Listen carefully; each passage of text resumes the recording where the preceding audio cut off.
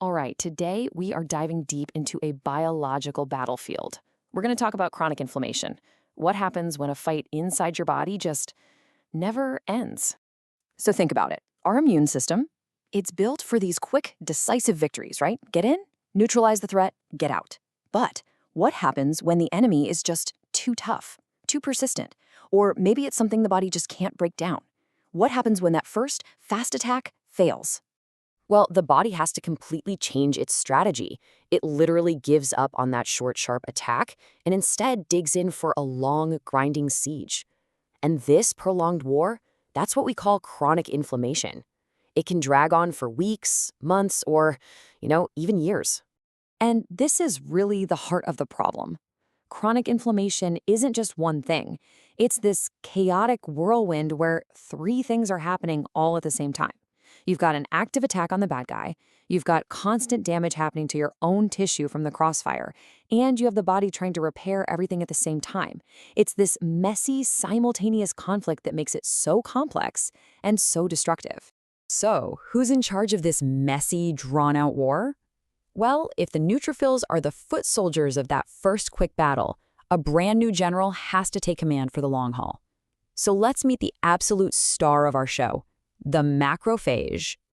This cell has a pretty incredible journey. It starts its life way back in the bone marrow as a little monoblast. Then it matures, hops into the bloodstream as a monocyte, kind of like a soldier in transit. But its real purpose, its true calling, starts when it gets the signal to leave the bloodstream and enter the tissue. That's where it undergoes this amazing transformation into the powerful macrophage, our battlefield commander ready to start gobbling up enemies and directing the whole war. But here's the thing. Even this powerful general can't win the war all by itself, especially not against these relentless enemies, like, say, the bacteria that causes tuberculosis, or even something non-living like a splinter or some talc powder.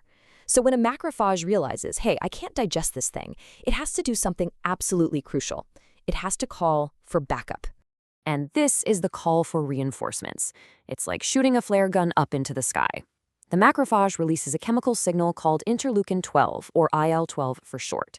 And this signal has a very, very specific message for another immune cell called a T cell. It basically says, hey, I need backup over here, and I need a very specific kind of killer. This message tells that T cell to become what we call a Th1 subtype. And this is where it gets really cool, because this creates a critical feedback loop. The T cells arrive on the scene, and they talk back. They release their own powerful signal, interferon gamma. This signal doesn't just say, roger that, we're here. It actually supercharges the original macrophage, turning it into an even more powerful killing machine. It's kind of like the special forces showing up and handing the general a bazooka. Okay, so at this point, the immune system is at a major fork in the road. It has to make a huge strategic choice, because depending on the signals flying around the battlefields, these T cells can lead the fight down two very, very different paths. One is focused on all-out destruction, and the other is focused on trying to repair the damage. Let's break it down. You've got the Th1 pathway, which is driven by that interferon gamma we just met. This is the destroy pathway. Its only goal is to wipe out the invader no matter the cost. And this path leads to the formation of something really important called a granuloma. Then you have the Th2 pathway. This is the repair pathway. It uses other signals like IL-4 and IL-10 to try and calm everything down and promote healing, which usually ends up in fibrosis or, scarring. For our story today, we're going down that aggressive Th1 pathway. So what on earth is a granuloma? Well, it's the immune system's ultimate containment strategy. The logic is simple, and it's kind of brutal. If you can't kill the enemy, you build a wall around it. You literally build a fortress to trap the invader and stop it from spreading anywhere else. And this fortress has a very specific blueprint. Right at the center, at the core, are super activated macrophages. They've actually changed their shape and are now called epithelioid histiocytes. Some of them even fuse together to form these huge, multinucleated giant cells. Then surrounding them, you have a dense collar of T lymphocytes. Those are the soldiers maintaining the siege. And finally, on the outer rim, you have fibroblasts building this fibrous capsule, a wall of collagen to complete the prison. Okay, for all the students watching this next part is absolutely crucial. You have to know this. Not all granulomas are created equal. Caseating or soft granulomas have this center of dead, crumbly, cheese-like tissue. We call that necrosis. And when you see that, you should be thinking one thing: tuberculosis. It is the absolute hallmark. On the other side, you have non-caseating or hard granulomas, and they don't have that dead center. You see these in diseases like sarcoidosis or Crohn's disease. Knowing this difference is so key. So we've been zoomed way in on this intense microscopic battle. But this war, it isn't free. A prolonged siege like this takes a massive toll on the entire body. And we can actually see and measure the systemic cost of this fight. You know, when you see a lab report and the ESR, the erythrocyte sedimentation rate, is crazy high, what does that actually mean? It means the liver is just pumping out inflammatory proteins into the blood. And in a test tube, these proteins make the red blood cells get all sticky, clump together, and fall to the bottom way faster. So that speed, it's a direct measurement of just how inflamed the entire body is. It's a system-wide state of alert. And here's another side effect. Bacteria. They love iron. They need it to grow. So in a chronic infection, the body does something really clever.